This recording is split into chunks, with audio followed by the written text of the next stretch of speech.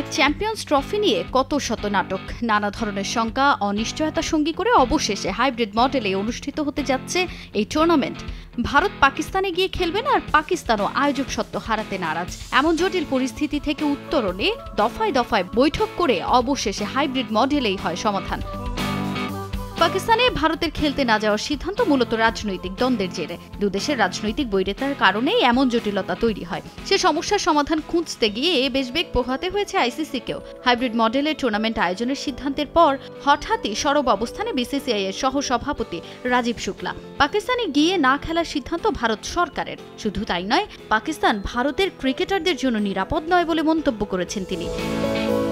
ভারতের ম্যাচগুলো দুবাইয়ে আয়োজন করা হলেও পাকিস্তানের নিরাপত্তা ইস্যু নিয়ে কথা বলতে থামেননি বিসিসিআই এর এই শীর্ষকর্তা। দল না পাঠানোর প্রধান কারণ যে ক্রিকেটারদের নিরাপত্তা, তা আরও একবার পরিষ্কার করেছেন রাজীব শুক্লা।